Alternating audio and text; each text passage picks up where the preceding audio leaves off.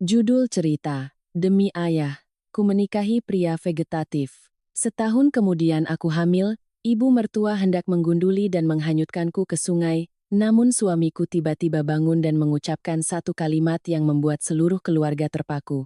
Saat itu usiaku baru genap 24 tahun, mahasiswi tingkat akhir jurusan jamu dan pengobatan tradisional. Ayahku, Pak Surya, membuka sebuah warung jamu kecil di Solo. Ibuku, Ibu Wati, dengan gigih berjualan di pasar. Keluarga kami miskin, namun selalu dipenuhi tawa. Aku selalu berpikir, asalkan ada ayah dan ibu di sisiku, semangkuk sayur bening bayam dan sedikit sambal terasi sudah cukup untuk menghangatkan hati.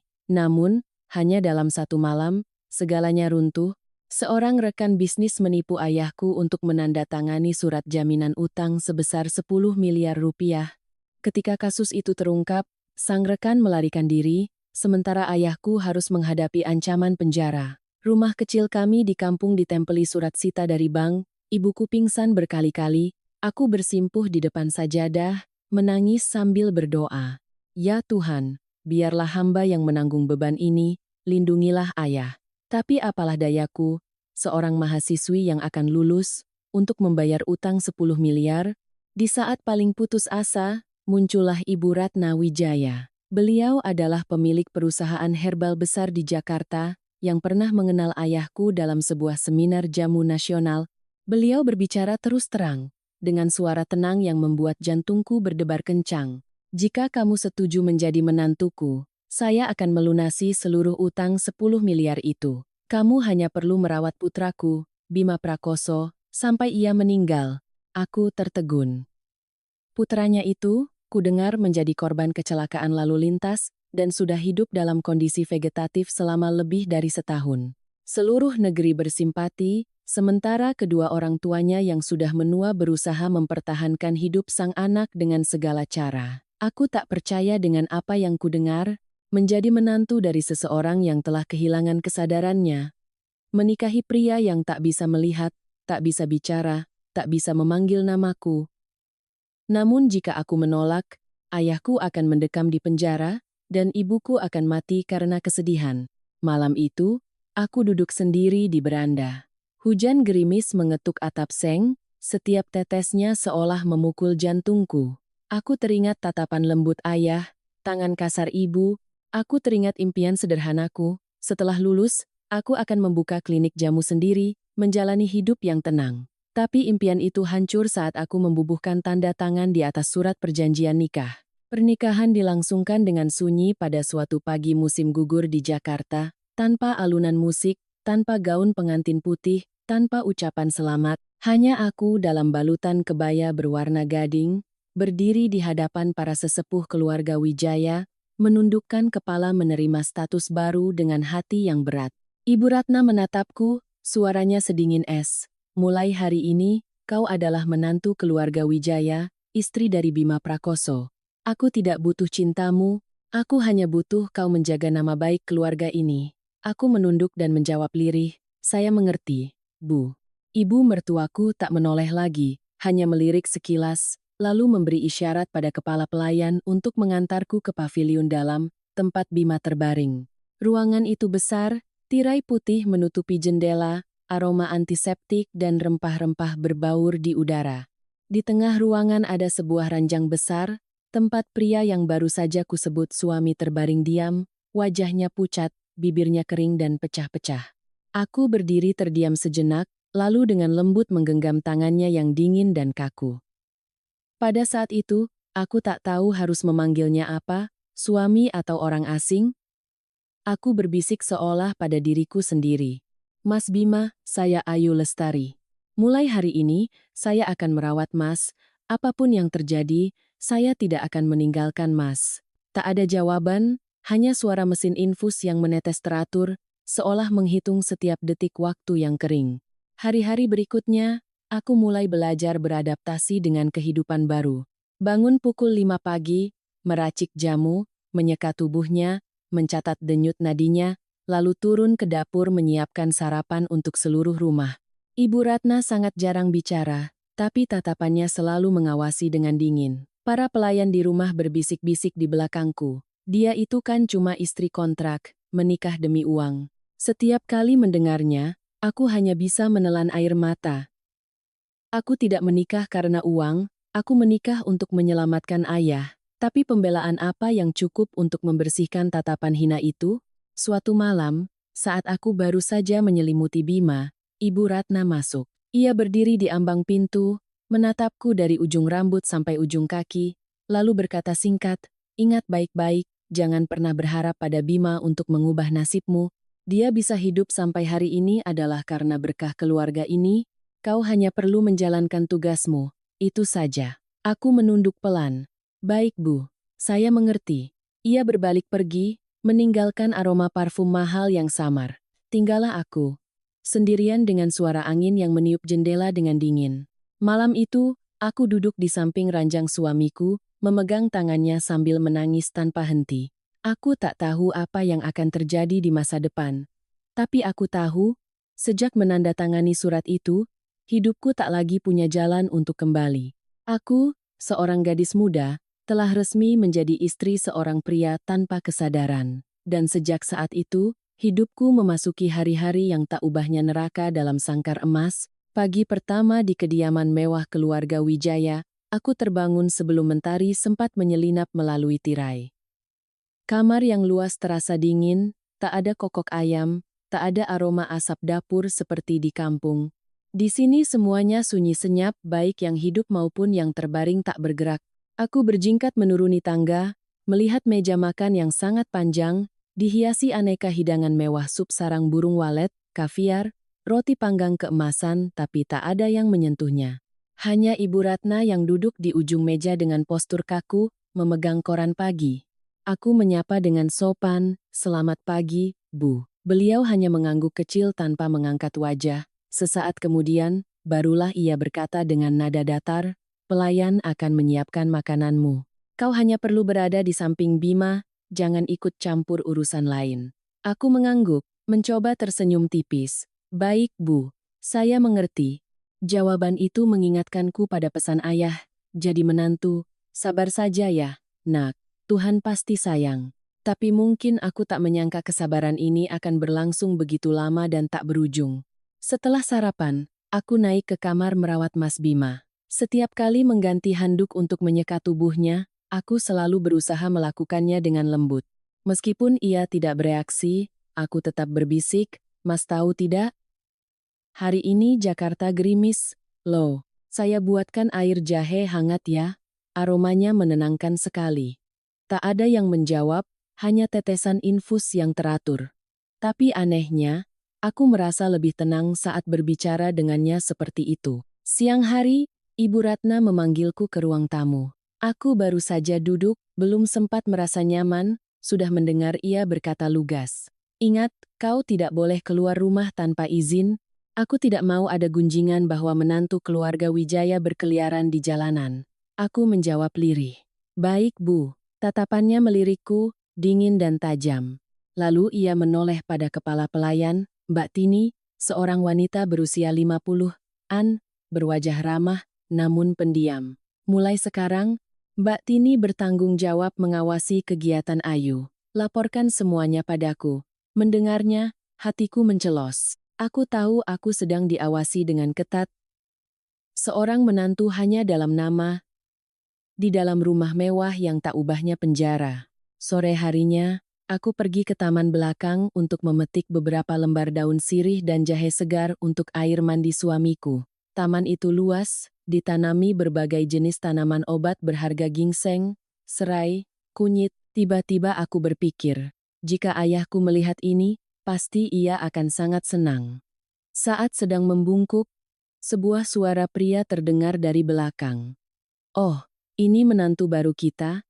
Rajin sekali ya." Aku terkejut dan berbalik. Itu Paman Hendra, adik laki-laki Ibu Ratna, usianya sekitar 60 tahun, berpakaian necis, dengan nada bicara setengah bercanda setengah menggoda. Aku menyapa dengan sopan. Ia tersenyum kecil, "Sudah, panggil saja Paman Hendra biar akrab. Di sini tidak ada orang asing, anggap saja rumah sendiri. Bagaimanapun, kau kan istri Bima." Aku mengatupkan bibir, "Iya, Paman." terima kasih. Tatapannya berhenti padaku sedikit lebih lama, membuatku merasa merinding. Sejak hari itu, setiap kali ia muncul, aku selalu mencari cara untuk menghindar. Malamnya, saat aku sedang hati-hati memasak bubur untuk Mas Bima, aku mendengar para pelayan berbisik di belakangku. Anak ini aneh, ya, merawat tuannya seperti merawat kekasih, entah tulus atau ada maunya. Sudahlah, biarkan saja. Kalau sampai Nyonya besar dengar, bisa gawat. Kasihan, nasibnya buruk sekali, menikah dengan suami yang terbaring lumpuh. Aku tidak menoleh, hanya tersenyum kecut. Di rumah ini, aku tak bisa menjelaskan apapun pada siapapun. Hari demi hari, rutinitasku berjalan seperti mesin. Pagi menyekat tubuh dan mengganti spray, siang memasak bubur herbal, sore membaca buku-buku kedokteran, malam duduk berbicara sendiri dengan suamiku yang tak bergerak. Seringkali di malam hari, aku menatap keluar jendela, melihat lampu dari rumah tetangga, mendengar tawa dan suara anak-anak memanggil ibu mereka. Sementara di kediaman Wijaya ini, yang ada hanyalah desau angin dan detak jam dinding. Suatu kali, saat aku membawa nampan berisi air jahe, aku melihat tangan Mas Bima sedikit gemetar. Aku terkejut dan menggenggam erat tangannya. Mas dengar saya bicara, tidak ada jawaban, tapi di dalam hatiku, secercah cahaya kecil menyala seperti percikan api di malam yang dingin. Mungkin ia masih ada di suatu tempat di dalam tubuh ini, hanya belum bisa kembali. Aku mulai memperhatikan setiap perubahan terkecil. Bibirnya tidak lagi sepucat dulu, napasnya lebih teratur, refleks saat disentuh jarinya juga lebih terasa. Dan tiba-tiba aku sadar. Alih-alih merasa takut, aku justru menantikan setiap pagi untuk bisa masuk ke kamar itu, tempat di mana pria yang kusebut suami berada, meskipun belum pernah sekalipun aku mendengar ia memanggil namaku. Suatu siang, Ibu Ratna mampir ke kamar dan melihatku sedang memijat Mas Bima. Ia berdiri diam beberapa detik lalu berkata dengan nada dingin, "Kau kelihatannya berbakti sekali ya. Baguslah, anggap saja sebagai bayaran untuk utang 10 miliar itu." Aku mengangkat wajah dan menjawab pelan. "Iya Bu, saya hanya berharap Mas Bima lekas sembuh." Beliau tertawa sinis, tawa yang bercampur penghinaan. "Sembuh? Jangan bermimpi. Dia bisa bertahan hidup saja sudah sebuah anugerah, untuk sembuh itu butuh keajaiban." Lalu ia berbalik pergi, meninggalkan aku dengan suara langkah kakinya yang menggema di lantai marmer yang dingin. Aku menatap punggungnya dan bergumam pada diri sendiri. Keajaiban, ya? Jika memang ada, aku akan menjadi orang yang menciptakannya dengan kedua tanganku ini.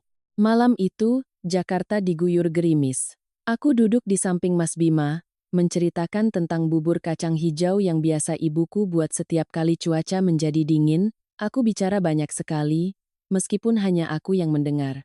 Dan ketika aku dengan lembut menggenggam tangannya, aku merasakan jarinya sedikit bergerak, sangat pelan, tapi cukup untuk membuat jantungku berdebar kencang. Mungkin, di rumah tanpa tawa ini, akan segera ada sesuatu yang berubah. Aku punya firasat seperti itu.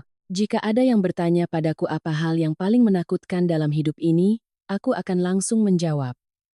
Bukan kesepian, melainkan dilupakan saat kita masih hidup. Hari-hari setelah siang itu, kediaman keluarga Wijaya tetap sunyi senyap. Dari pagi hingga malam, aku hanya berada di sekitar kamar Mas Bima, menyekat tubuhnya, mengganti perban, menyuapi bubur, lalu duduk membaca buku di sampingnya. Terkadang aku lupa bahwa aku sedang hidup di tengah ibu kota yang gemerlap, karena di sini nyaris tak ada nuansa kehidupan. Ibu Ratna masih pergi pagi pulang malam. Setiap kali pulang, ia membawa serta aroma parfum mahal yang tajam seperti pisau. "Ayu, kudengar kau beberapa kali pergi ke taman memetik tanaman obat. Mulai sekarang, kalau mau memetik sesuatu, minta tolong pelayan, jangan melakukannya sendiri." Aku menunduk, menjawab dengan suara pelan, "Baik, Bu, saya hanya memetik beberapa lembar daun serai untuk merebus air mandi Mas Bima." Memandikan orang yang vegetatif, apa yang mau kau lakukan? Kurang kerjaan? Aku tersenyum sedih. Ada perkataan yang tak perlu dibantah, karena semakin dibantah, hanya akan membuat orang lain memandang kita semakin rendah. Di rumah ini, suaraku seringan angin lalu. Siang hari, Saat aku mengganti spray, aku melihat sudut bibir Mas Bima sedikit berkedut. Jantungku berdebar kencang. Aku meletakkan tanganku di dadanya, merasakan detak jantungnya yang lebih kuat dari kemarin. Mas, apa Mas mendengarku? Tanyaku lirih. Tapi yang menjawab hanyalah suara hujan di luar jendela. Malam itu, aku memasak bubur biji teratai dan membawanya ke atas. Saat aku menyodorkan sendok bubur ke bibirnya, aku melihat bibirnya sedikit terbuka, seperti refleks alami. Aku tertegun, gemetar saat menyentuh tangannya, dan jari telunjuknya bergerak, sangat perlahan. Tapi bagiku, itu adalah sebuah keajaiban. Aku tercekat, Mas. Mas mendengarku? Kalau iya, coba kedipkan mata. Dan anehnya, bulu matanya bergetar pelan, menutup lalu membuka. Saat itu, aku tak bisa menahan air mata. Aku tahu ia masih hidup, bukan hanya jasad tanpa jiwa yang terbaring selama setahun lebih, tapi kebahagiaan itu tak berani kusampaikan pada siapapun. Karena di rumah ini, segala hal baik bisa berubah menjadi bencana. Beberapa hari kemudian, Ibu Ratna kedatangan tamu. Aku samar-samar mendengar suara tawanya dari ruang tamu, nadanya tiba-tiba menjadi sangat lembut. Hendra, sejak perusahaan diurus olehmu, aku jadi lebih tenang. Mendengar nama itu, jantungku berdebar. Aku turun ke bawah, berniat membawa air jahe untuk tamu, dan melihat Paman Hendra sedang duduk bersantai dengan senyum miring di wajahnya. Tatapannya padaku bukan seperti kerabat, melainkan seperti sedang mengamati barang baru yang aneh. Menantu baru kita ini kelihatannya cekatan dan penurut juga. Ya, terima kasih Paman. Saya hanya ingin menjalankan kewajiban saya, jawabku sambil menunduk. Kewajiban? Ya, wanita yang tahu diri itu memang berharga. Ibu Ratna tersenyum tipis, sementara aku hanya bisa mundur. Entah mengapa, setiap kali mendengar ia bicara, aku merasa merinding. Malam itu, setelah selesai membersihkan ruang tamu, aku mendengar Mbak Tini, si pelayan, berbisik, "Nona, hati-hati dengan Pak Hendra. Dulu ada sekretaris di kantor yang dibuat susah olehnya sampai harus berhenti kerja." Mataku membelalak. Benarkah, Mbak? Iya. Rumah ini dari luar kelihatannya mewah, tapi di dalamnya banyak sekali rahasia. Nona lebih baik tenang-tenang saja merawat Tuan Bima. Aku mengangguk. Tenang, kedengarannya mudah. Tapi hidup di tengah tatapan curiga dan bisik-bisik, tenang terkadang adalah sebuah perjuangan. Setiap malam, aku masih mengobrol dengan Mas Bima seperti biasa. Aku bercerita tentang dunia luar. Tentang ibuku yang baru mengirim sebotol sambal terasi, tentang cuaca Jakarta yang mulai dingin. Aku bahkan bercerita tentang orang-orang yang berebut membeli kue bulan, lalu tertawa sendiri. Kalau Mas sadar nanti, pasti Mas akan bilang aku terlalu cerewet.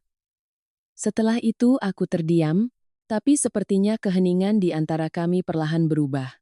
Setiap kali aku memegang tangannya, ia tidak lagi sedingin dulu. Setiap kali aku bernyanyi pelan, sepertinya ada helaan napas di suatu tempat di ruangan itu. Hingga suatu malam, saat aku baru saja terlelap, aku mendengar suara pelan seperti ada yang bergerak.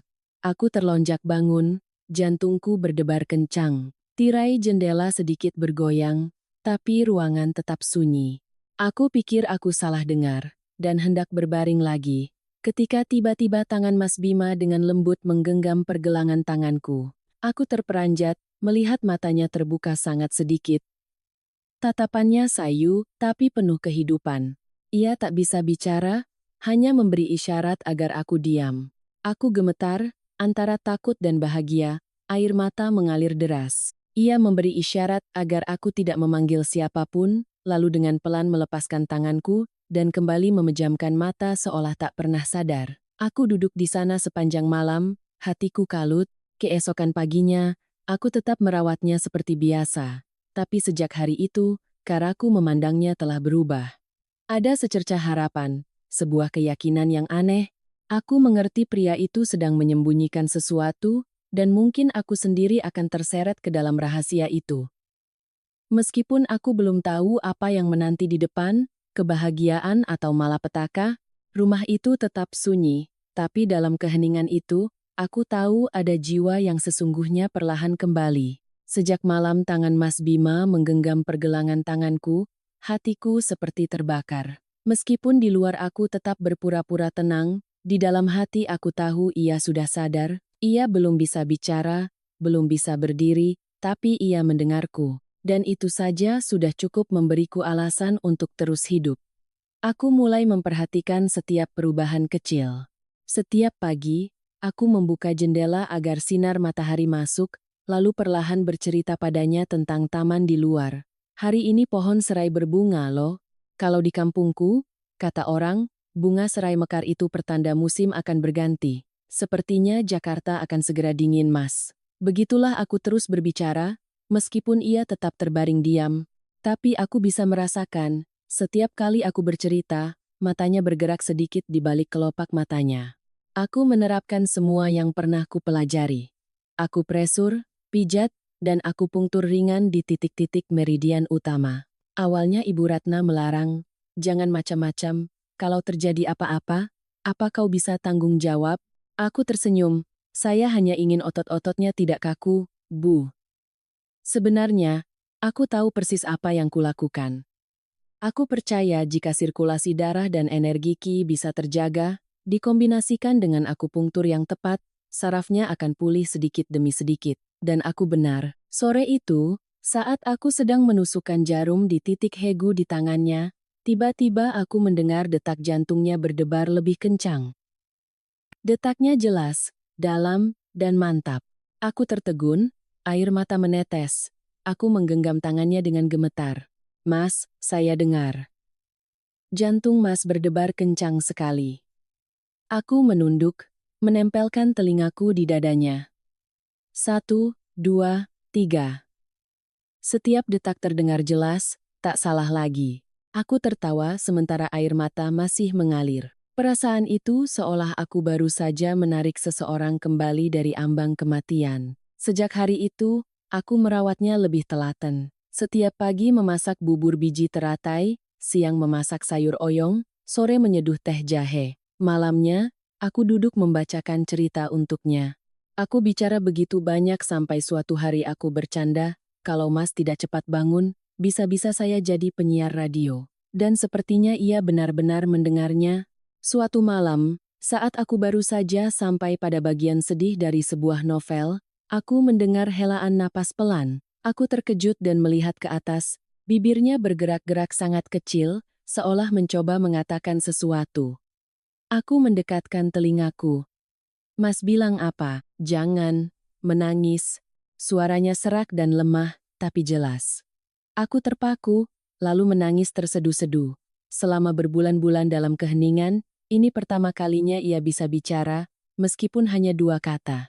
Aku menggenggam tangannya erat, tercekat. Mas sudah sadar kan?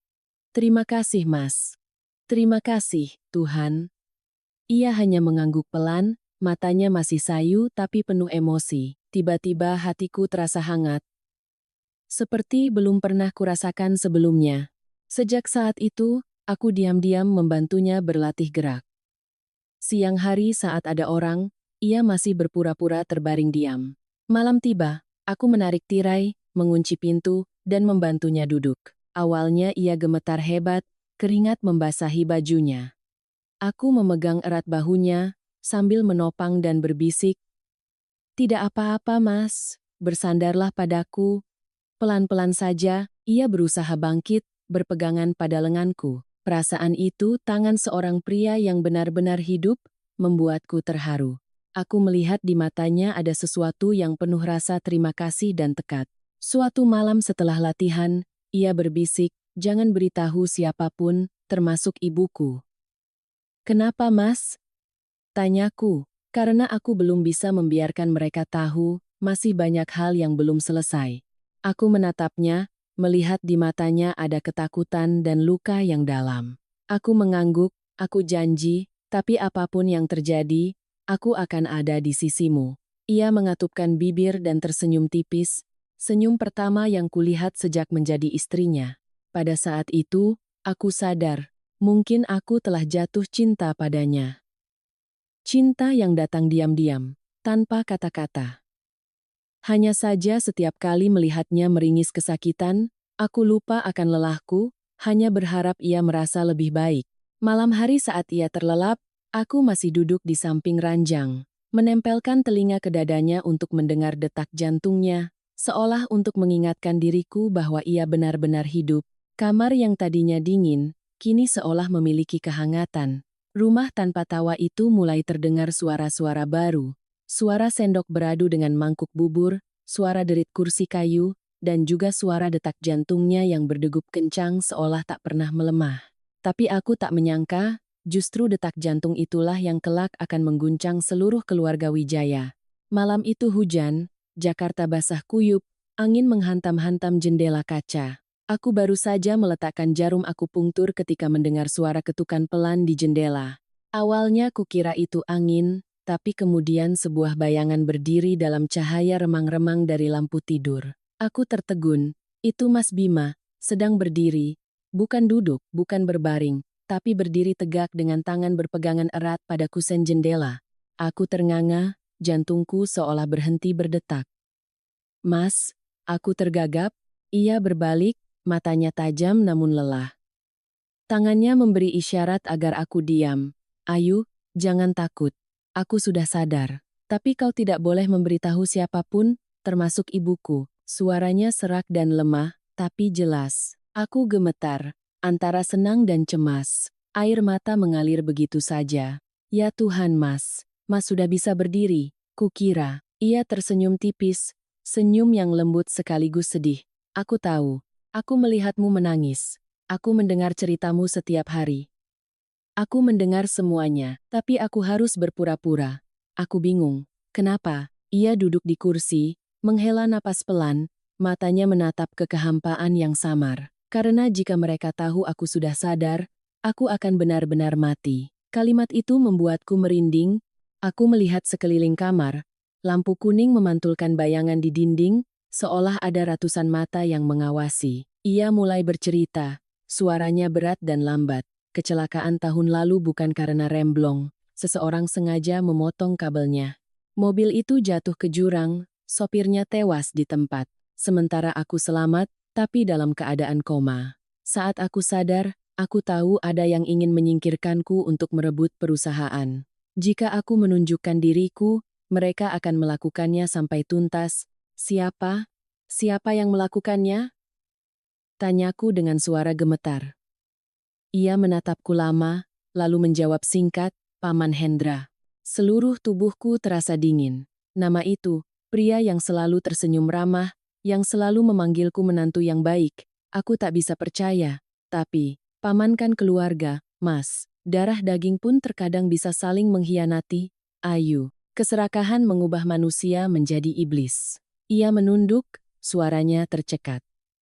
Aku mendengar percakapan mereka saat aku terbaring lumpuh. Ibuku percaya sepenuhnya pada Paman Hendra. Sementara aku, jika aku sadar, mereka tidak akan melepaskanku. Aku terdiam. Kamar itu hanya diisi suara hujan yang turun deras di luar. Tiba-tiba aku sadar, pria di hadapanku ini, meskipun kurus dan lemah, di matanya telah kembali semangat seorang pemimpin perusahaan besar. Lalu sekarang apa rencanamu? Tanyaku pelan. Sekarang belum waktunya. Aku butuh bukti, butuh pulih sepenuhnya, sebelum melakukan serangan balik. Aku menatapnya, hatiku dipenuhi berbagai emosi, kasihan, kagum, dan juga takut. Karena mulai sekarang, aku bukan hanya perawat suamiku, tapi juga penjaga rahasia hidup dan matinya. Sejak hari itu, setiap malam kami diam-diam berakting. Siang hari, aku masih merawat suami yang vegetatif. Malam hari, aku mengunci pintu, membantunya berlatih berjalan, menggerakkan tangan, lalu mencatat perkembangannya di buku. Suatu kali, saat aku sedang memapahnya, ia terengah-engah. Kamu lelah? Aku tersenyum, belum, kalau Mas jatuh, aku bisa menahan. Kamu sekecil ini tapi bicaranya besar, kecil, tapi punya kekuatan keyakinan. Ia menatapku dan tersenyum kecil, tatapan hangat yang jarang kulihat. Saat itu, kamar terasa begitu cerah di tengah malam hujan. Begitulah hari-hari berlalu. Ia menunjukkan kemajuan pesat. Ia bisa duduk membaca dokumen, menandatangani, bahkan membuka beberapa file di laptop lamanya untuk memeriksa bukti. Aku membantunya menyusun dokumen, Setiap lembar rekening koran, setiap kontrak yang telah diubah. Perlahan-lahan, sebuah gambaran kelam terungkap. Paman Hendra dan sekelompok orang di perusahaan diam-diam menguras dana investasi, menyembunyikannya dengan dokumen palsu. Aku membaca sambil merinding. Mereka nekat sekali. Ya. Nekat karena mereka pikir aku sudah mati, jawabnya, suaranya mendingin. Seringkali di malam hari, saat ia lelah, aku menyelimutinya. Tangannya menggenggam tanganku dan berbisik, "Ayu, sepertinya aku berutang banyak padamu." Aku tersenyum ringan, "Kalau utang, nanti saja dibayarnya. Sekarang, Mas sehat dulu saja." "Bayar pakai apa?" "Dengan semangkuk sayur bening dan sambal terasi, itu sudah cukup."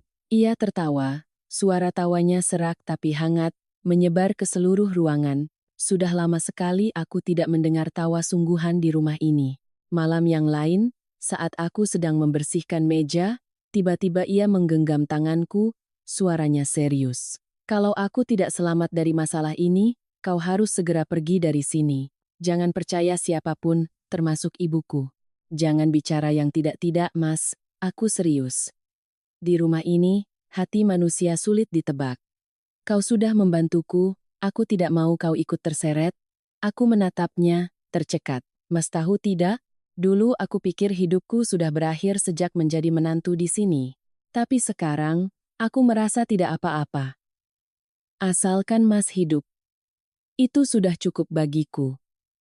Ia menatapku, tatapannya dalam. Tak ada yang bicara lagi, hanya suara rintik hujan dan dua tangan yang saling menggenggam dalam kegelapan. Aku tahu sejak saat itu, kami telah melangkah bersama di jalan yang tak ada jalan kembali, di mana satu kesalahan kecil saja bisa dibayar dengan nyawa. Dan di kediaman mewah yang dingin itu, dua orang yang tadinya asing telah menjadi sekutu dalam sebuah permainan hidup dan mati. Sejak malam Mas Bima menceritakan kebenarannya, kamar itu bukan lagi tempat yang menyesakkan. Ia menjadi rahasia kami berdua. Seorang pria yang menyembunyikan hidupnya dan seorang wanita yang menyembunyikan perasaannya. Siang hari, aku masih memainkan peran sebagai menantu yang baik hati, diam-diam melayani suami yang vegetatif. Malam hari, ketika seisi rumah sudah terlelap, ia bangkit. Aku menutup pintu, menarik tirai, dan memulai sesi latihan pemulihan.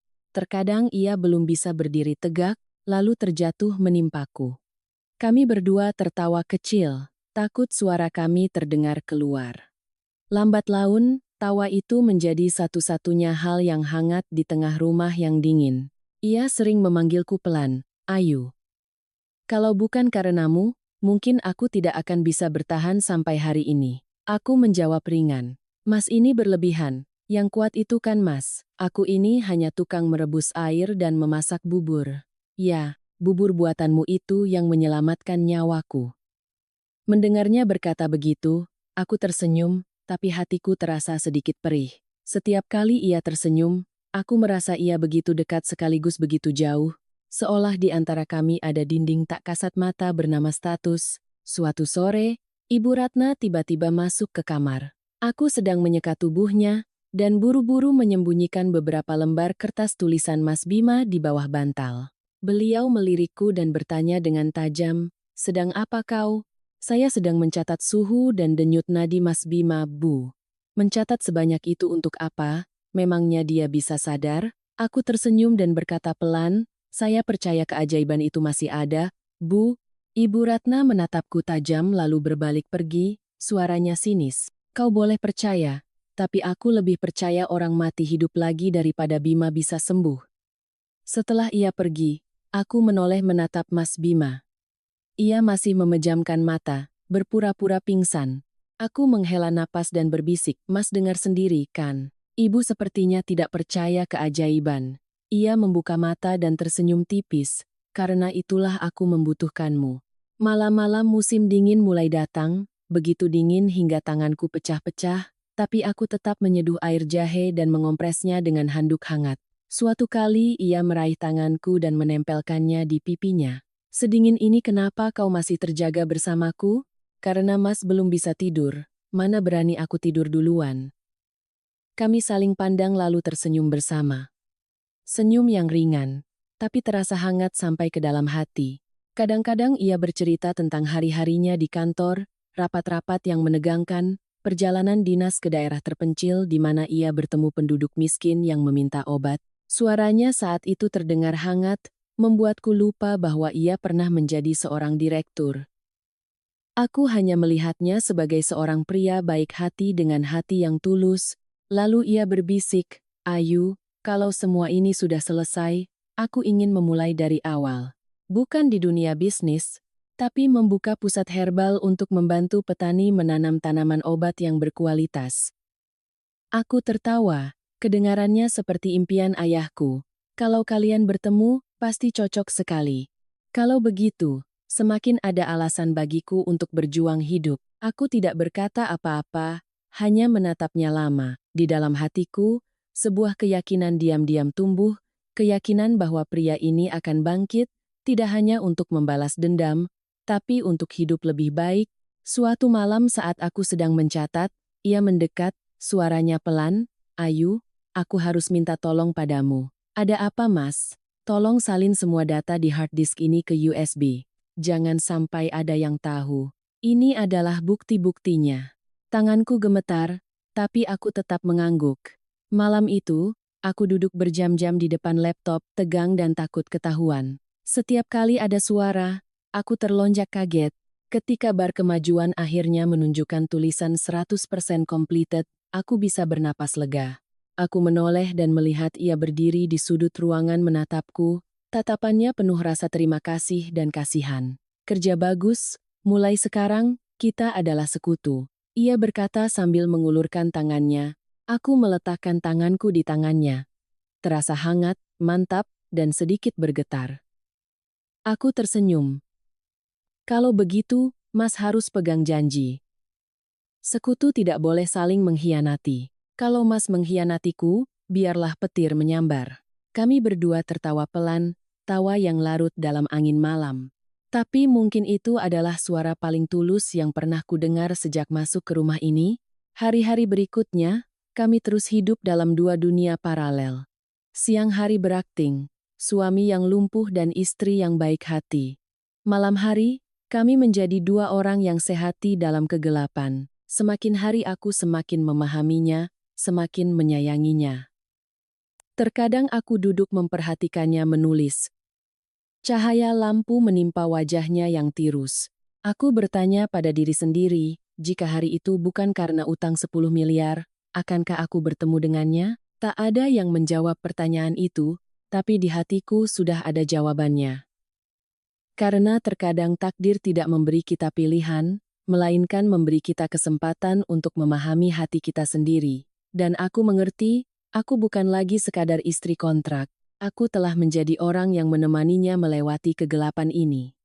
Tapi aku tak menyangka, kegelapan itu jauh lebih dalam dan menakutkan dari yang kubayangkan. Aku tidak tahu sejak kapan.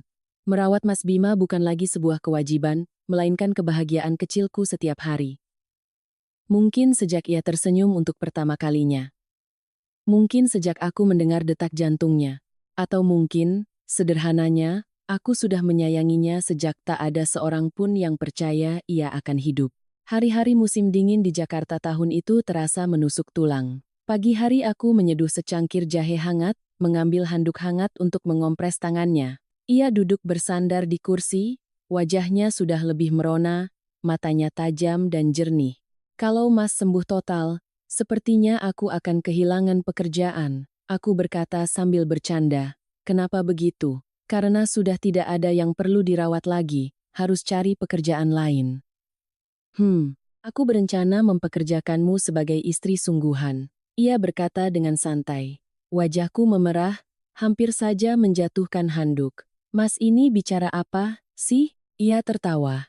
Tawa langka yang pernah kulihat darinya, dalam dan hangat, membuat jantungku berdebar kencang. "Aku serius. Sejak aku sadar, aku belum pernah melihat orang yang cukup berani menemaniku selama ini. Bukan menemani Mas, aku sudah terbiasa." "Kalau begitu bagus. Sekalian saja biasakan untuk selamanya." Aku pura-pura cemberut. "Kalau Mas bicara begitu lagi, Aku pulang ke Solo. Lo, ia tersenyum, suaranya serak. Tidak akan. Aku tahu kau menyayangiku.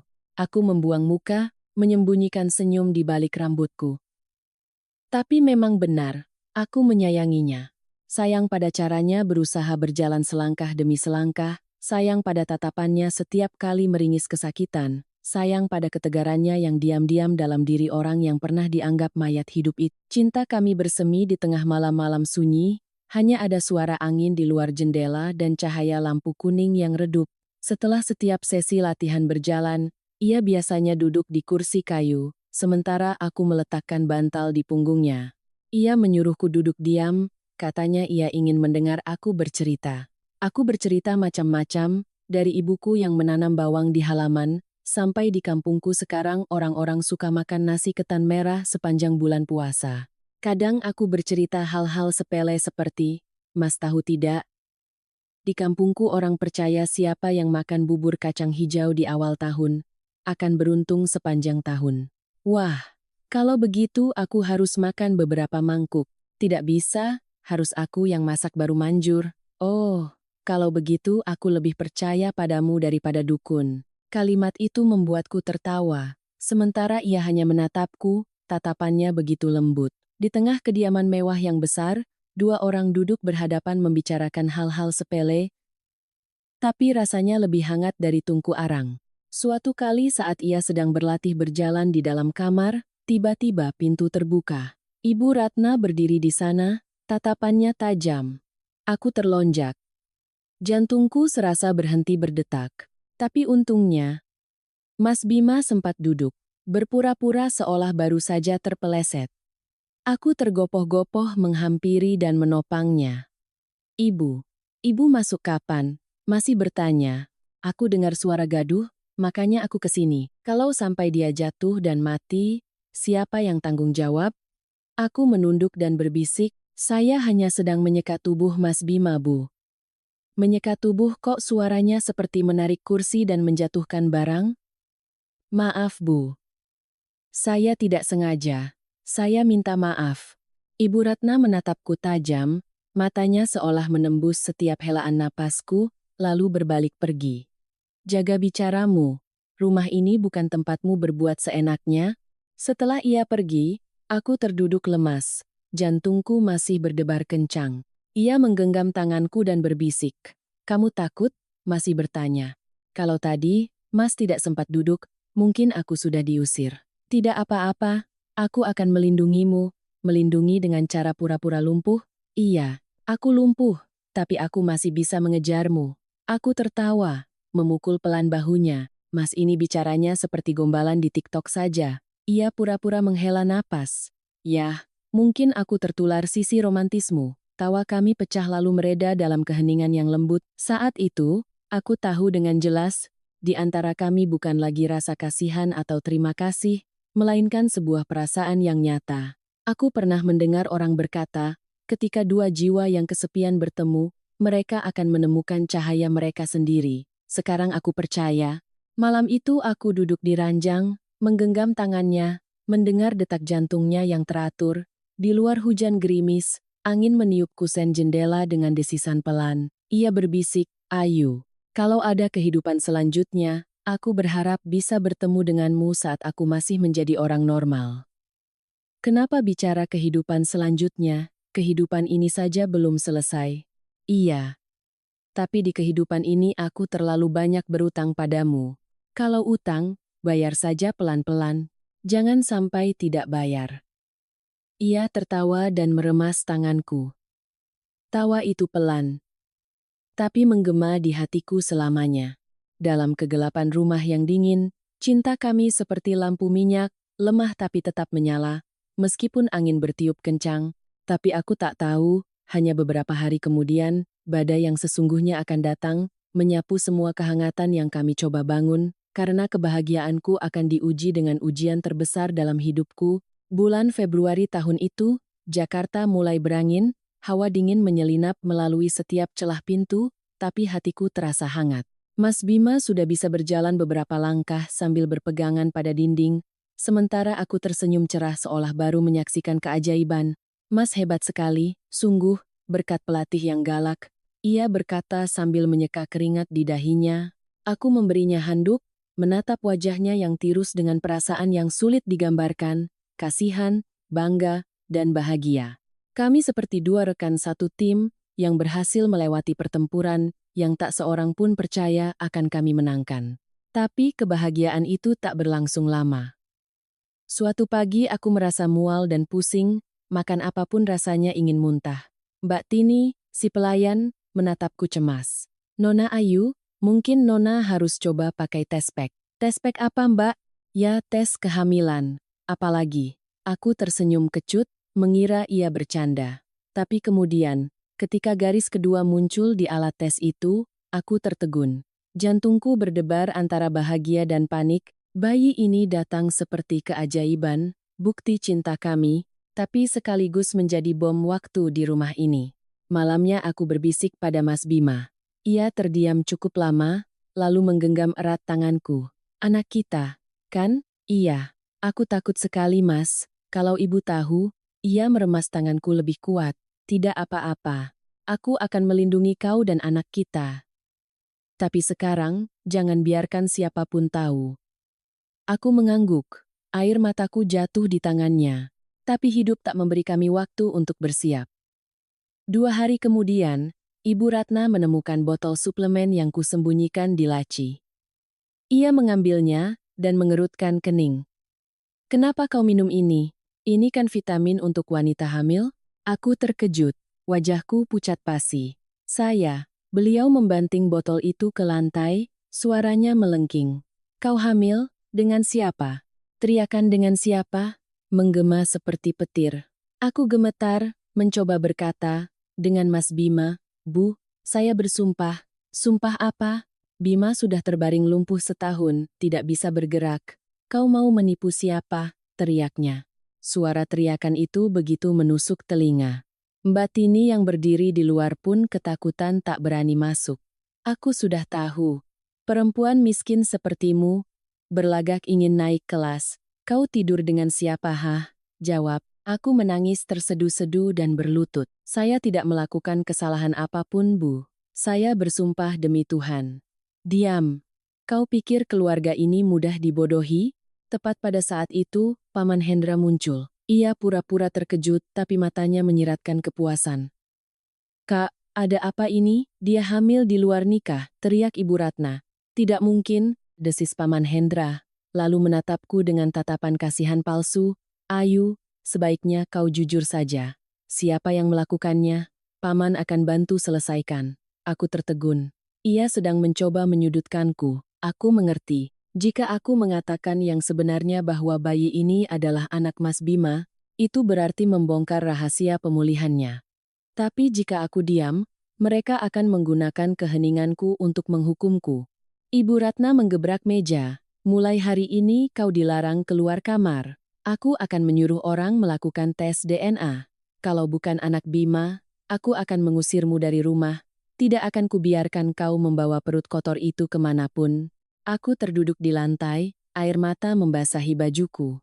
Pintu dibanting dan dikunci dari luar. Aku dikurung, tanpa ponsel, tanpa boleh bertemu siapapun.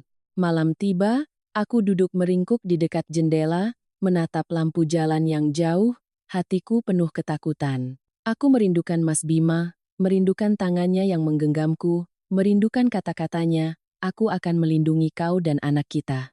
Tapi di mana ia sekarang? Apa ia tahu aku dikurung di sini?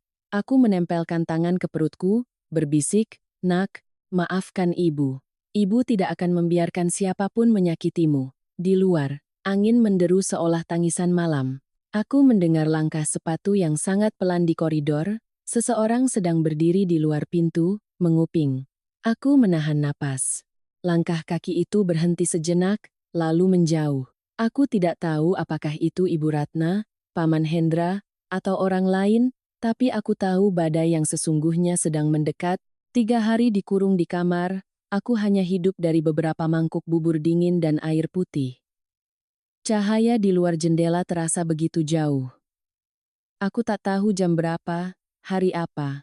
Yang ku tahu hanyalah di dalam perutku, Anakku yang mungil masih bergerak pelan, seolah mengingatkanku untuk terus bertahan hidup. Pagi di hari keempat, pintu terbuka. Dua pelayan menarikku keluar dan membawaku ke ruang keluarga. Aku terkejut. Di tengah ruangan yang luas itu, kerabat keluarga Wijaya sudah berkumpul lengkap. Ibu Ratna duduk di tengah, wajahnya sedingin batu. Di sampingnya ada Paman Hendra, dengan ekspresi pura-pura prihatin. Suasana begitu tegang, seperti menjelang badai. Ibu Ratna mengetuk meja dengan keras. Hari ini saya ingin memperjelas semuanya. Menantu di rumah ini hamil, sementara anak saya terbaring lumpuh. Bagaimana pendapat kalian? Seluruh ruangan menjadi gaduh, suara bisik-bisik seperti sayatan pisau. Ya ampun, jadi benar dia berzina? Anak ini kelihatannya lugu tapi ternyata licik juga, ya? Berani-beraninya bilang sayang suami. Setiap kalimat seperti belati yang menusuk jantungku. Aku mencoba tetap tenang, suaraku bergetar. Mohon semuanya jangan salah paham, bayi ini benar-benar anak Mas Bima. Saya tidak melakukan kesalahan apapun. Ibu Ratna menggebrak meja, tutup mulutmu. Aku tidak perlu mendengar rengekanmu. Suamimu vegetatif, bagaimana bisa punya anak? Kau pikir keluarga ini mudah dibodohi? Aku berlutut, air mata menetes deras. Saya tidak berani berbohong. Saya bersumpah, Tuhan yang menjadi saksi. Bayi ini adalah buah cinta saya pada Mas Bima. Paman Hendra berdiri dan tertawa dingin. Cinta?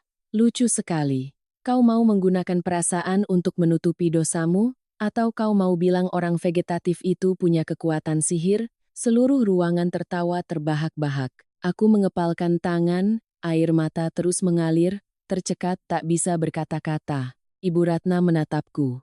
Suaranya mendesis tajam, aku sudah menyuruh orang melakukan tes DNA. Hasilnya belum keluar, tapi aku percaya pada insting seorang ibu. Bima tidak mungkin ayah dari bayi ini. Kau telah mempermalukan seluruh keluarga besarku.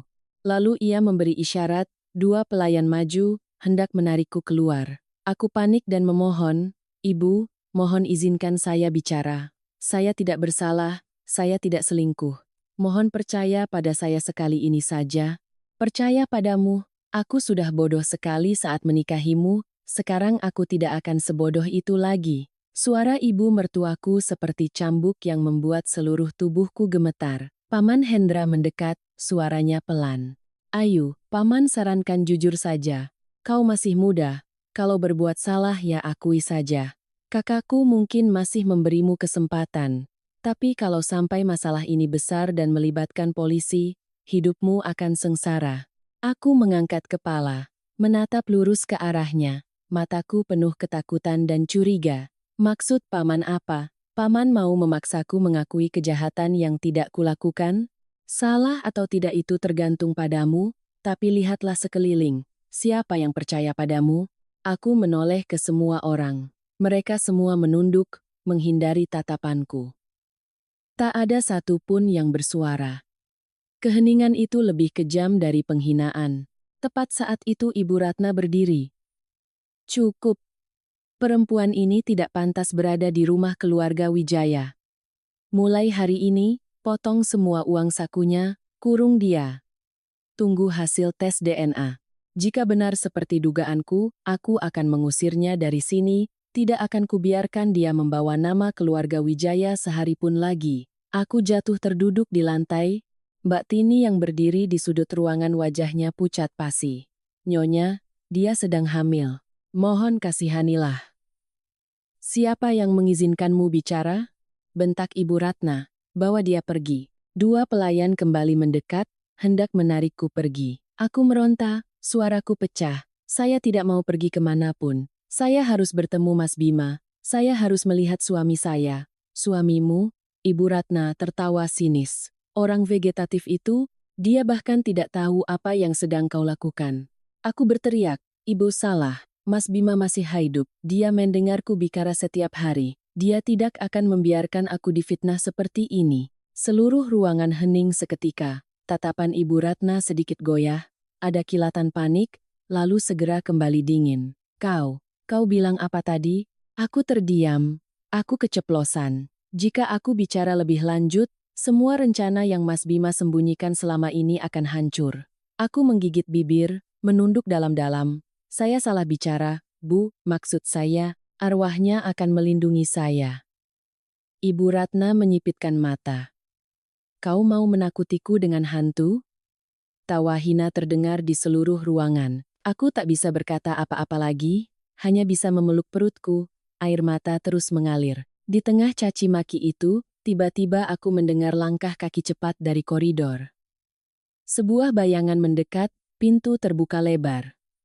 Aku mengangkat wajah, jantungku serasa berhenti berdetak. Di tengah aula besar, Bima Prakoso muncul. Ia berdiri tegak, matanya tajam, wajahnya dingin. Seluruh keluarga membeku. Ibu Ratna terduduk lemas, mulutnya tergagap. Bima, kau bisa berdiri. Ia menatap lurus ke semua orang, suaranya berat seperti guntur. Aku tidak hanya bisa berdiri, tapi aku juga cukup kuat untuk menuntut kembali kehormatan istriku. Ruangan itu sunyi senyap. Semua mata terpaku padanya. Pria yang dikira sudah lumpuh, kini berdiri gagah seolah tak pernah jatuh. Aku menangis tersedu-sedu. Menatap wajahnya yang kabur oleh air mata. Ia melangkah mendekat, meraih tanganku, menggenggamnya erat. Tatapannya padaku begitu tegas dan protektif. Mulai sekarang, tidak ada yang boleh menghinanya. Bayi ini adalah anakku, tak ada yang berani bernapas. Dan pada saat itulah, badai di kediaman Wijaya benar-benar meledak. Suasana di aula keluarga Wijaya begitu pekat, sesak seolah bisa mencekik napas. Semua kerabat, pelayan, bahkan Ibu Ratna, orang yang paling vokal, kini terdiam membeku. Tak ada yang mampu berkata-kata. Bima melangkah perlahan namun mantap, suara sepatunya yang beradu dengan lantai marmer yang dingin terdengar begitu menakutkan. Ia berdiri di hadapan ibunya, suaranya berat dan serak.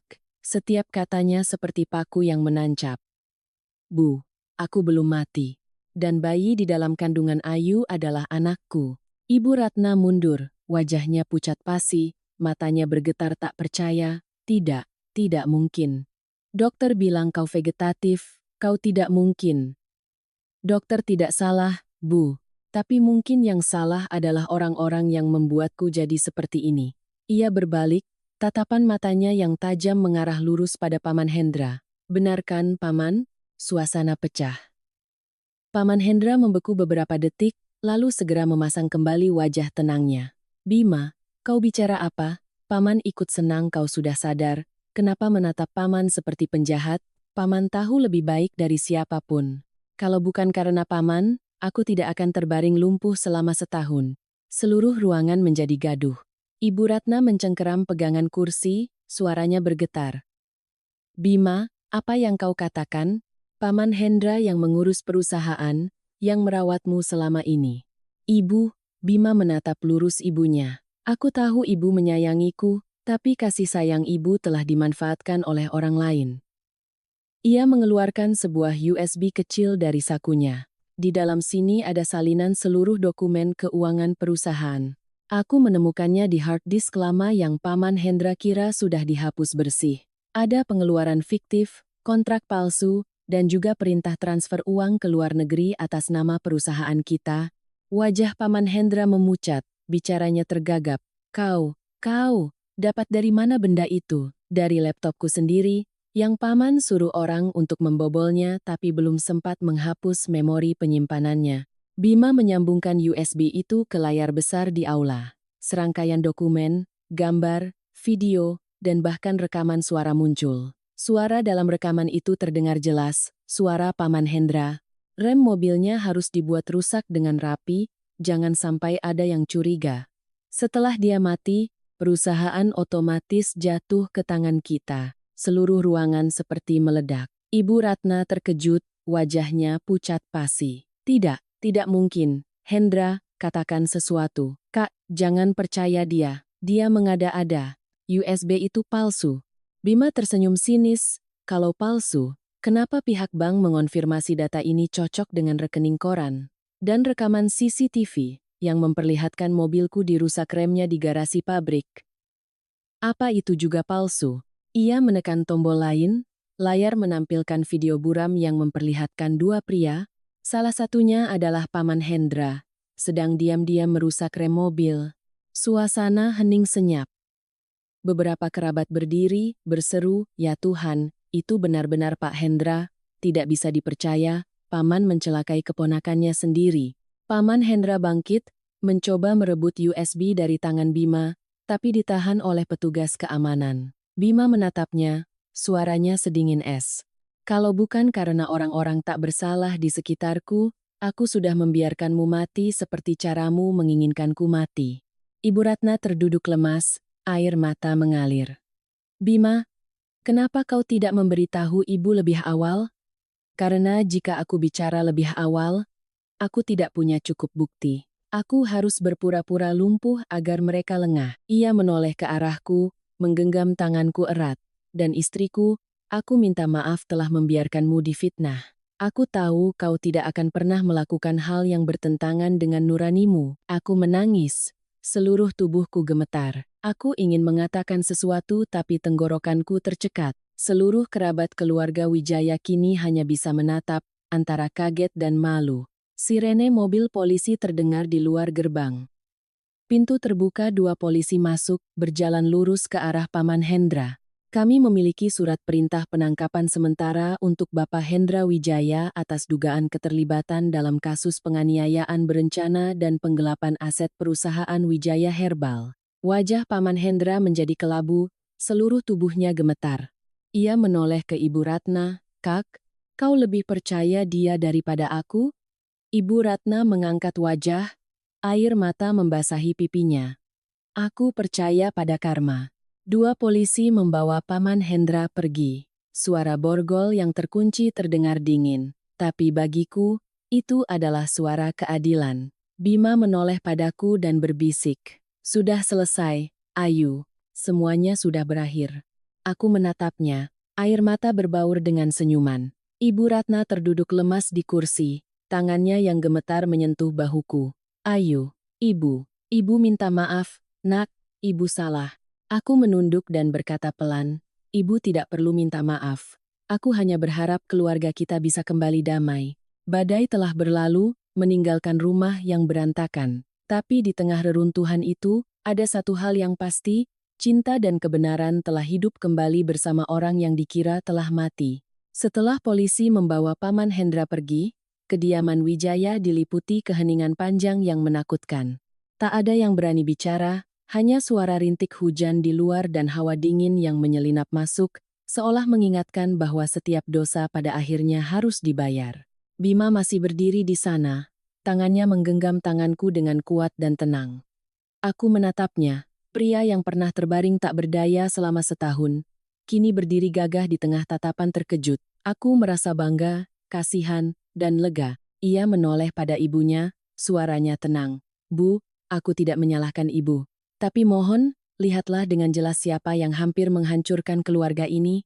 Ibu Ratna terdiam, wajahnya seolah menua 10 tahun, air mata jatuh tanpa suara membasahi kebaya sutranya. "Anakku." Ibu tidak menyangka adik kandung ibu sendiri bisa sekejam itu. Ibu telah buta, ibu telah menuduh Ayu. Ia menoleh padaku, matanya yang merah sembab. "Ayu nak, ibu minta maaf. Ibu telah melakukan hal terburuk yang bisa dilakukan seorang ibu mertua pada menantunya." Aku menunduk tercekat. "Saya mengerti, Bu. Saat seseorang terlalu terluka, ia bisa kehilangan akal sehat. Asalkan ibu percaya pada saya sekarang, itu sudah cukup." Kalimat itu membuat Ibu Ratna menangis terseduh-seduh dan memelukku erat. Pelukan gemetar dari seorang wanita yang mengira sudah kehilangan putranya, kini memeluk menantu dan cucunya sekaligus. Aku pun ikut menangis. Semua kepedihan dan ketakutan yang terpendam selama ini luruh dalam air mata itu. Beberapa hari kemudian, polisi secara resmi mengumumkan bahwa Paman Hendra dan dua kaki tangannya didakwa atas tuduhan penganiayaan berencana, penggelapan, dan pemalsuan dokumen keuangan. Semua bukti yang diserahkan Bima cocok dengan hasil investigasi. Berita itu menyebar cepat, menggemparkan dunia bisnis herbal di Jakarta. Bima menerima kembali tawaran kerjasama dari mitra-mitra lamanya. Semua orang terkejut melihatnya muncul dengan sehat walafiat di sebuah konferensi pers untuk membersihkan nama dirinya dan istrinya. Ia naik ke atas panggung, kilatan lampu kamera menyambar-nyambar.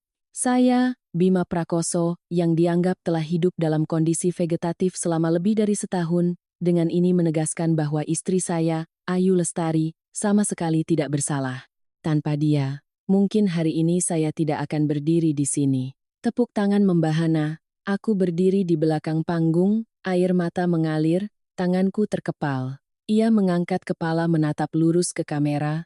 Saya percaya bahwa kebenaran tidak akan pernah mati. Sekalipun terkubur dalam, ia akan tetap tumbuh seperti tunas yang menembus lapisan tanah tebal.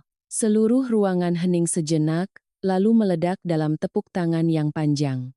Di luar, sinar matahari keemasan menerobos jendela kaca, menyinari wajahnya. Untuk pertama kalinya setelah berbulan-bulan, aku melihatnya benar-benar bersinar. Kembali ke rumah, Ibu Ratna sudah menunggu. Di atas meja ada hidangan sederhana.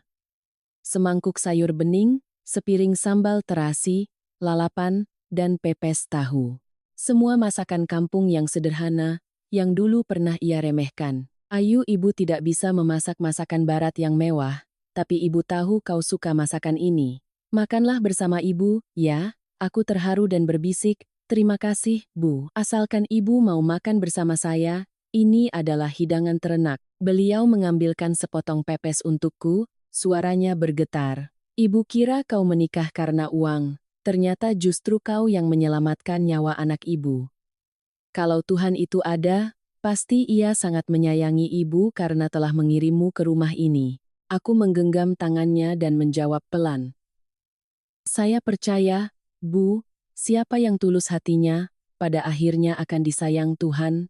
Bima duduk di samping kami, diam-diam menatap ibu dan anak itu, bibirnya tersenyum tipis.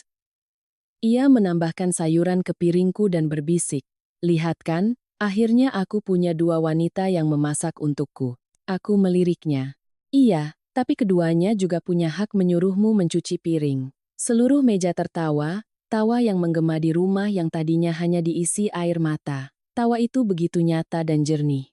Seolah sebuah deklarasi bahwa keluarga Wijaya telah hidup kembali setelah badai. Malam itu, saat aku hendak tidur, Bima duduk di samping ranjang, tangannya mengelus rambutku dengan lembut. Ayu, terima kasih sudah mempercayaiku saat seluruh dunia berpaling. Aku menjawab pelan, mataku terpejam. Aku tidak percaya padamu, aku percaya pada kebaikan. Dan kau adalah kebaikan itu. Ia tertawa, lalu mencium keningku. Di luar, hujan telah reda, bulan bersinar terang menyinari taman, memantulkan cahaya perak di jendela. Sebuah babak lama telah ditutup dengan air mata, kebenaran, dan pengampunan. Dan aku tahu, mulai dari sini, hidupku akan membuka lembaran baru, lembaran kebahagiaan yang sesungguhnya. Setelah semua kejadian itu, Bima berkata, aku ingin mengantarmu pulang ke Solo, agar orang tuamu melihat kau baik-baik saja. Aku mengangguk, hatiku terharu. Sudah berapa lama aku tidak pulang, tidak mencium aroma asap jerami, tidak mendengar panggilan ibu dari dapur. Mobil melaju melewati sawah hijau yang membentang, angin membawa aroma padi muda yang membuat mataku berkaca-kaca. Begitu mobil berhenti di depan gerbang, ibuku berlari keluar, air matanya bercucuran. Ia menggenggam tanganku dengan gemetar. Ya Tuhan, anakku kurus sekali. Kau pasti sangat menderita. Ya, nak. Aku memeluk ibu, tak bisa berkata apa-apa. Ayahku keluar, rambutnya sudah hampir memuk. Bima menunduk dalam-dalam. Saya minta maaf, Bapak, Ibu. Kalau bukan karena saya, Ayu tidak akan menderita seperti ini. Ayahku menepuk bahunya, suaranya lembut. Sudahlah, yang lalu biarlah berlalu, yang penting kalian saling menyayangi, itu sudah cukup. Malam itu kami makan bersama. Hidangan sederhana dengan sayur bening, sambal terasi, dan ikan goreng. Cita rasa kampung halaman membuat hatiku terasa ringan. Bima makan sambil memuji, saya belum pernah makan seenak ini. Ibuku tersenyum lembut, sederhana saja, tapi masakan rumah memang terasa lebih tulus. Malam itu aku berbaring mendengar suara jangkrik di luar. Cahaya bulan menembus jendela. Bima berbaring di sampingku, menggenggam tanganku. Ayu, ini pertama kalinya aku merasa benar-benar damai. Aku tersenyum dan menjawab lirih, aku juga. Mungkin kita sudah melewati cukup banyak penderitaan untuk tahu apa artinya kebahagiaan. Aku meletakkan tanganku di perut tempat anak kami tumbuh. Saat itu, aku merasakan satu hal yang jelas. Badai telah berlalu, dan mentari kembali bersinar. Aku berada di kampung selama seminggu ketika suatu sore sebuah mobil berhenti di depan gerbang. Aku menoleh, jantungku berdebar. Itu ibu mertuaku, Ibu Ratna. Ia turun dari mobil tanpa riasan, tanpa gaun sutra, hanya mengenakan blus sederhana, tangannya membawa sekeranjang buah. Matanya terlihat lelah tapi sangat lembut. Aku bergegas keluar. Belum sempat berkata apa-apa, ia sudah berlutut di hadapanku. Ayu nak, ibu minta maaf. Ibu sudah terlalu kejam padamu. Aku terkejut, buru-buru membantunya berdiri. Ibu, jangan begini. Saya tidak pantas. Tapi ia menggenggam tanganku, air matanya mengalir seperti anak kecil. Ibu kira kau datang karena uang. Ternyata justru kau yang menyelamatkan anak ibu, menyelamatkan seluruh keluarga Wijaya. Ibu salah besar. Aku tercekat, air mataku ikut mengalir. Aku tidak dendam, aku hanya merasa kasihan. Wanita di hadapanku yang dulu begitu angkuh, yang dulu membuatku takut, kini gemetar seolah takut ditolak. Bu, sudahlah, jangan dibahas lagi. Saya sudah lupa semuanya. Asalkan ibu percaya dan menyayangi saya seperti anak sendiri, itu sudah cukup. Beliau memelukku dan menangis sesenggukan. Ibuku yang berdiri di dekat situ ikut menyeka air mata. Melihat kalian berdua seperti ini, ibu senang sekali. Semua badai sudah berlalu. Sore itu, kami duduk di beranda sambil minum teh. Angin sawah bertiup sejuk. Matahari menyinari kebun sayur yang hijau. Ibu Ratna menatap jauh, suaranya berat. Ibu berencana pensiun dari pekerjaan, mau mengabdi di panti asuhan, mencari ketenangan. Dan untukmu, ibu harap kau memaafkan ibu dan hidup bahagia dengan Bima. Aku tersenyum dan menjawab pelan, kemanapun ibu pergi, di hati saya selalu ada ibu. Saya sudah memaafkan bu, sejak lama. Beliau menoleh dan menggenggam tanganku. Kau sebaik ini, Tuhan pasti akan menyayangimu. Di langit, awan senja kemerahan. Aku menatap bayangan ibu mertuaku di senja hari, hatiku terasa ringan seolah baru saja melepaskan beban ribuan kilo. Aku tahu semua kebencian telah sirna, dan mulai dari sini, kami benar-benar adalah ibu dan anak. Setelah kunjungan ke kampung, hidupku dan Bima perlahan kembali normal. Ia mulai bekerja lagi, sementara aku di rumah merawat kehamilan, sesekali membantu Ibu Ratna mengurus administrasi di perusahaan herbal. Kediaman yang tadinya sunyi, kini setiap pagi diisi suara tawa. Ibu Ratna tidak lagi membentak, tidak lagi menatap curiga, melainkan sering menanyakan hal-hal kecil. Sudah sarapan? Ngidam apa? Biar ibu suruh orang beli. Untuk pertama kalinya aku merasakan kasih sayang tulus dalam suaranya. Bima kini sudah sehat total. Setiap malam ia sering membacakan buku untukku, sesekali memasak sup sarang burung walet sambil bercanda, kalau aku tidak cepat bangun, mungkin sekarang kau sudah meninggalkanku demi semangkuk sup yang lebih enak. Aku tertawa kecil.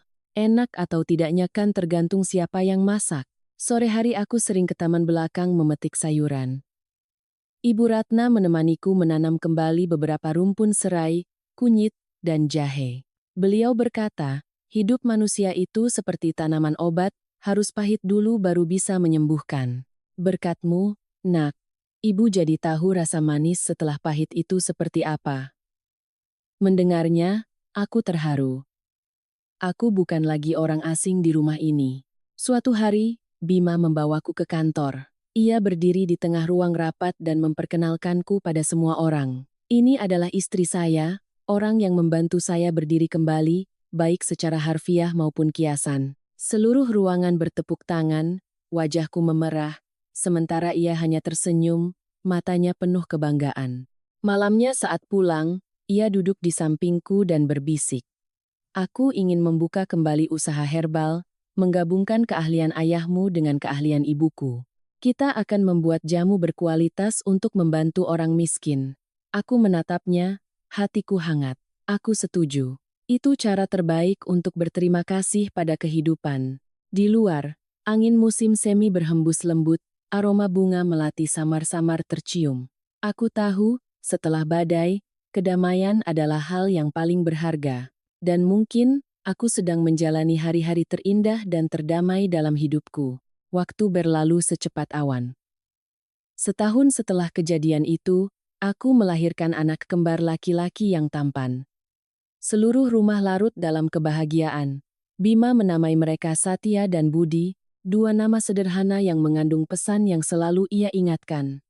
Hanya dengan kesetiaan dan kebajikan, keberkahan bisa bertahan lama. Pada hari syukuran, Ibu Ratna menggendong kedua cucunya, air matanya tak henti-hentinya menetes. Ia tersenyum, tapi suaranya masih bergetar. Ibu sudah tua. Ibu kira tidak akan pernah lagi mendengar suara anak kecil di rumah ini. Sekarang ada dua, benar-benar anugerah dari Tuhan. Aku duduk di sampingnya, melihat pemandangan itu dengan hati yang begitu hangat. Dari wanita yang pernah memakiku perempuan jalang, kini ibu mertuaku menimang cucu sambil menyanyikan lagu Nina Bobo. Sebenarnya, keajaiban itu tidak jauh. Ia adalah kasih sayang yang berhasil dibangkitkan. Bima juga berubah total.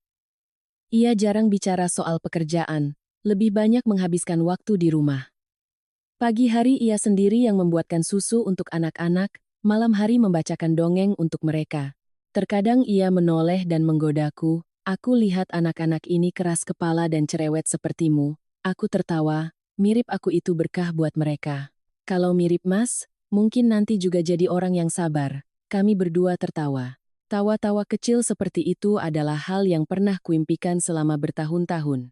Perusahaan Herbal Wijaya setelah restrukturisasi berjalan stabil. Ibu Ratna mundur dan menyerahkan semuanya pada Bima, sementara aku bersama ayahku membuka klinik jamu kecil di sampingnya, bernama Anugerah Sejati. Orang-orang datang bukan hanya karena jamunya manjur, tapi karena aku selalu berkata, jamu bisa menyembuhkan tubuh, tapi kebaikan hati bisa menyembuhkan takdir. Sore hari, saat melihat kedua anakku tidur pulas, aku mengelus rambut mereka.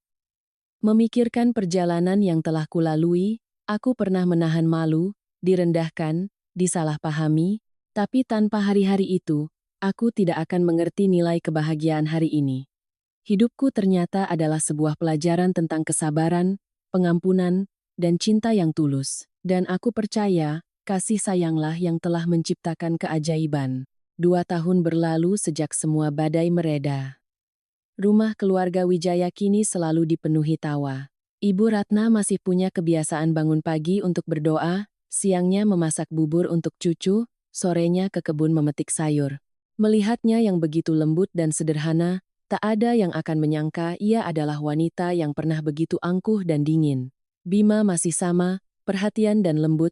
Ia bukan lagi pria yang hidup dalam bayang-bayang kekuasaan, melainkan seorang suami dan ayah sejati. Setiap malam ia memeluk kedua anaknya, membacakan dongeng, sementara aku duduk menyulam di sampingnya, hatiku begitu damai. Suatu hari ia menatapku dan berbisik. Aku tersenyum dan menjawab lirih. Mungkin aku masih di kampung menanam sayur dan hidup damai. Tapi tanpa Mas, apa ia bisa sedamai ini? Ia tertawa dan menggenggam tanganku, matanya berbinar seperti saat pertama kali aku melihatnya berdiri. Aku berutang seumur hidup padamu. Bukan utang, Mas. Ini adalah jodoh yang baik. Di luar, senja mewarnai atap-atap genting. Suara adzan dari kejauhan terdengar merdu, angin membawa aroma bunga Kamboja yang wangi. Tiba-tiba aku berpikir, manusia baru benar-benar bahagia ketika ia berhenti menyalahkan takdir dan mulai bersyukur. Aku bersyukur pada orang tuaku yang memberiku hati yang baik. Bersyukur pada Bima yang mempercayaiku di tengah keraguan. Bersyukur bahkan pada hari-hari yang penuh penderitaan, karena berkat hari-hari itu, kami belajar untuk berdiri tegar tanpa kebencian. Pada hari pembukaan klinik Anugerah Sejati, aku menatap papan nama yang baru terpasang, tersenyum dalam hati. Aku hanya ingin berkata pada semua wanita yang pernah mengalami nasib serupa sepertiku. Jangan takut pada penderitaan, karena di balik setiap luka, ada sebuah pintu menuju kebahagiaan. Asalkan kau menjaga kebaikan hatimu, Tuhan tidak akan pernah meninggalkanmu. Hidupku telah menutup sebuah babak yang penuh air mata, namun membuka sebuah babak yang penuh cahaya. Dan aku percaya, siapapun yang hidup dengan kasih sayang, ia akan selalu bertemu dengan keajaiban,